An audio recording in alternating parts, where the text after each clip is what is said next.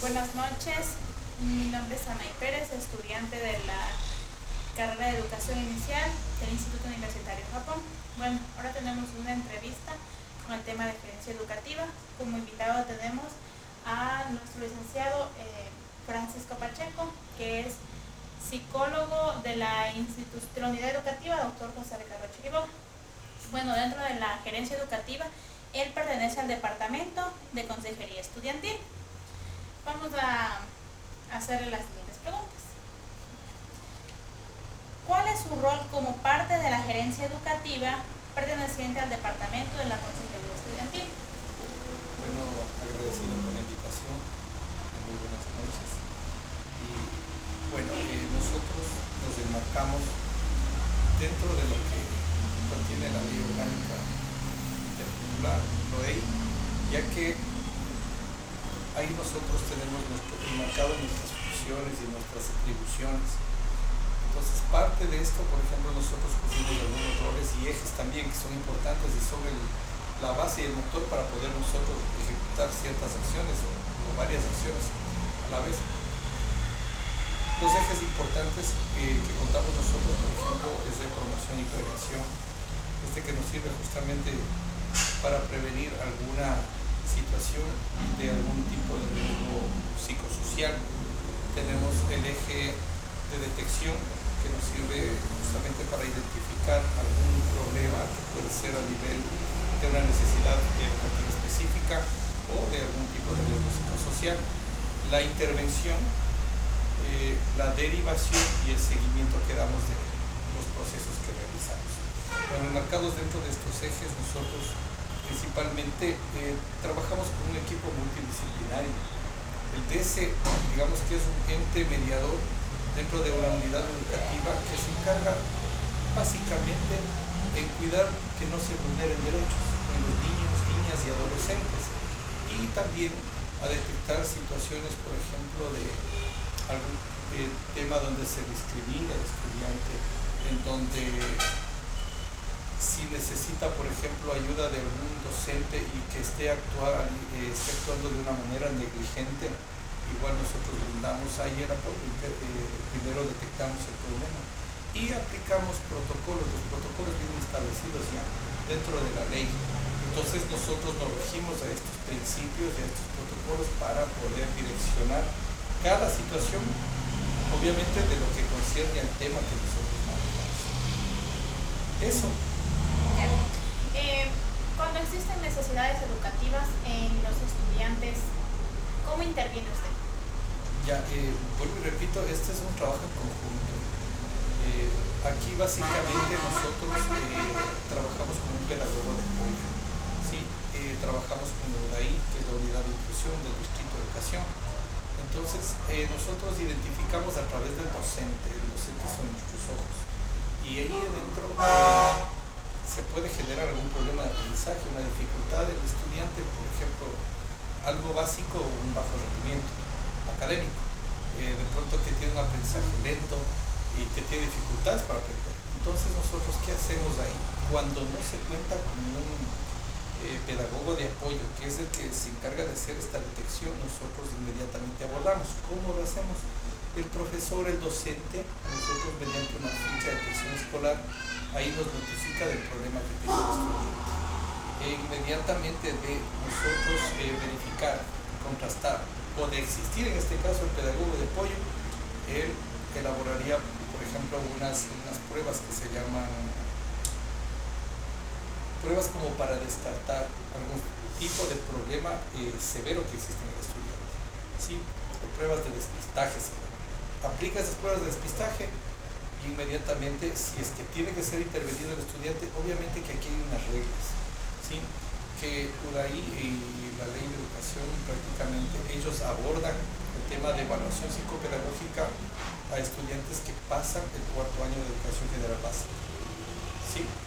Y de ser así, entonces ellos hacen una intervención, hacen una evaluación psicopedagógica y ahí tienen la responsabilidad de emitir o de socializar y sensibilizar para también los resultados de esa evaluación psicopedagógica.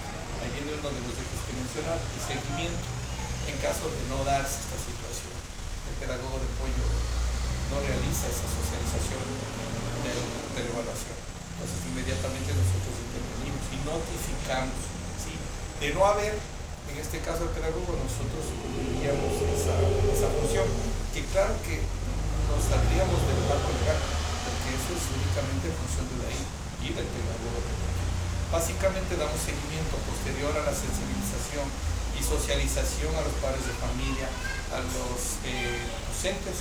Nosotros vamos observando de que vicerrectorado académico brinde realmente el seguimiento oportuno de que se estén cumpliendo todas las direcciones que emitieron, las recomendaciones que emitió esa evaluación psicopedagógica, que viene ya enmarcado para el docente y también para el padre de familia de lo que debe trabajar en casa. Entonces muchas de las veces llega la evaluación y se olvida. Ahí viene nosotros nuestra función, de intervenir y dar seguimiento de que eso se esté cumpliendo, ¿sí? Y de no hacerlo, pues tenemos que notificar. Para eso está ahí algunos pasos a hacer. Ya. En una resolución de conflictos entre estudiantes, ¿cuál es su rol?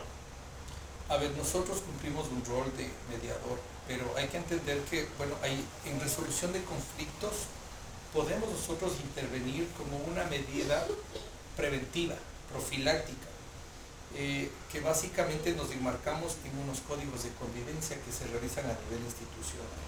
Entonces, ahí antes de llegar a esta resolución de conflictos es importante de una manera resumida, les voy a irles enumerando los pasos rápidamente. Primero, el encargado en detectar un conflicto dentro de la institución educativa es el docente en el aula, entonces él aborda. En caso de que se reitere un problema, pongamos un ejemplo de comportamiento o tema conductual, ¿qué haría el docente? Conversar, simplemente abordar, sensibilizar, hacerle notar que está teniendo un problema de comportamiento.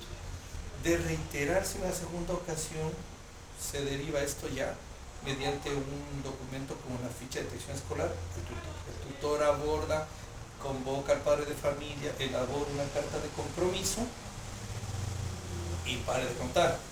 De reiterarse, verá que va la tercera vez. Nuevamente el problema de comportamiento.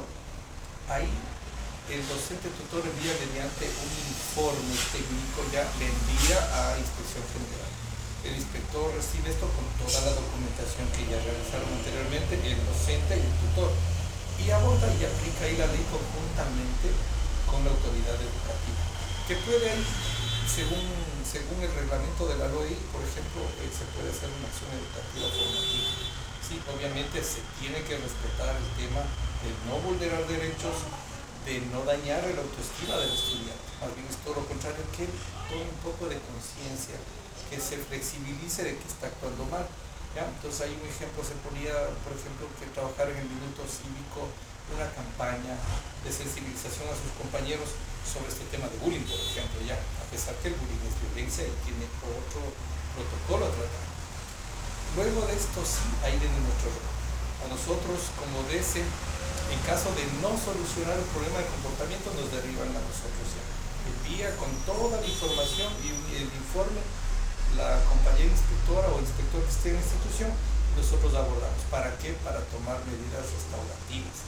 Hay una infinidad de técnicas que podemos utilizar, pero el que más utilizamos, por ejemplo, es el círculo restaurativo.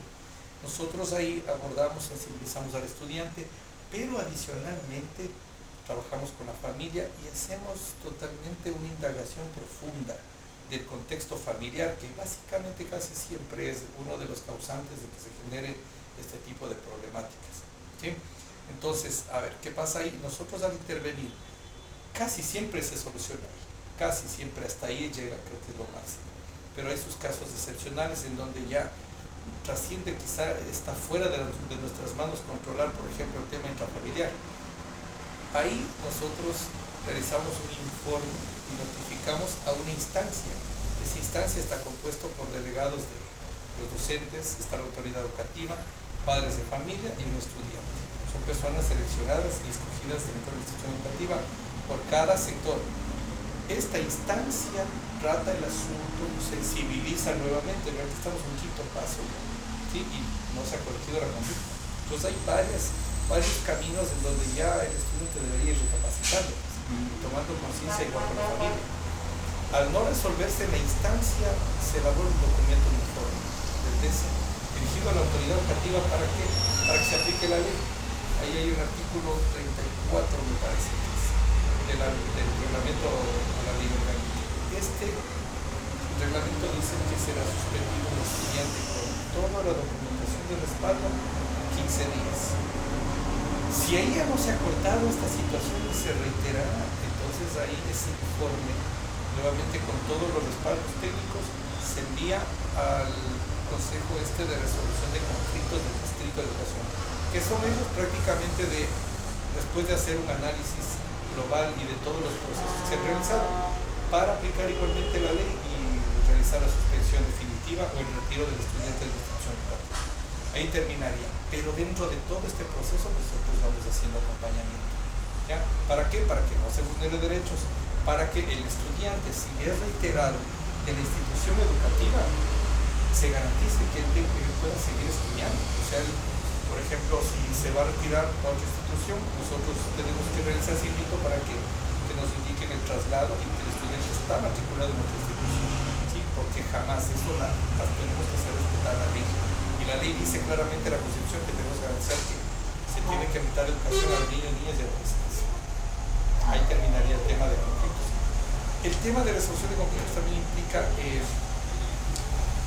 prevenir para que esto no trascienda a una situación de violencia, ¿sí? Porque ya ese es otro protocolo. No sé si es que hay otra pregunta relacionada o explico brevemente el tema del protocolo de violencia.